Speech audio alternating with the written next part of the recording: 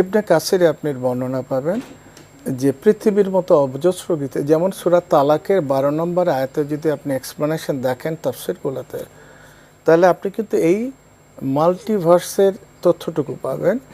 এবং বর্ণনা রাসূল সাল্লাল্লাহু আলাইহি ওয়াসাল্লাম এই ধারণা তার থেকে ইবনে আব্বাস রাদিয়াল্লাহু তাআলা আনহু তিনি বলছেন যে রাসূল সাল্লাল্লাহু আলাইহি ওয়াসাল্লাম থেকে বর্ণনা দিচ্ছেন যে আসলে এরকম অনেক পৃথিবী আছে, অজস্র, এবং অনেক মহাবিশ্ব আছে। তখন জিজ্ঞেস করা হলো সেখানে কি আমার মতো বলে, সেখানে আমাদেরই মতো মানুষ। এই জিনিসটা বোঝার জন্য প্যারালাল ইউনিভার্স এটা একটা কমপ্লিকেটেড, যদি আলাদা একটা প্রোগ্রাম করেন সেক্ষেত্রে বোঝানো সম্ভব হবে, কিছুটা হিন্স দেওয়া সম্ভব হবে। প্যারালাল ইউনিভার্সের যে কনসেপ্টটা চলে আসলো, বিজ্ঞান চিন্তা করছে, সেটা কিন্তু 1400 বছর আগে রাসূল সাল্লাল্লাহু আলাইহি ওয়াসাল্লাম থ্রু কোরআন এই তথ্যটা দিলে। এখন কেউ যদি বলে অ্যালিয়েন, অ্যালিয়েন আমি জানি না, কিন্তু রাসূল সাল্লাল্লাহু আলাইহি ওয়াসাল্লাম বলছেন যে এটা আমাদেরই মতো। সেখানে রাসূল সাল্লাল্লাহু আলাইহি ওয়াসাল্লাম নিজে আমারই মতন রসুল, দ্যাট ইজ মুহাম্মদ সাল্লাল্লাহু আলাইহি ওয়াসাল্লাম, তারই মতো মুহাম্মদ সাল্লাল্লাহু আলাইহি ওয়াসাল্লাম আছেন। কীভাবে আছেন আল্লাহ সুবহানাহু ওয়া তাআলা জানেন।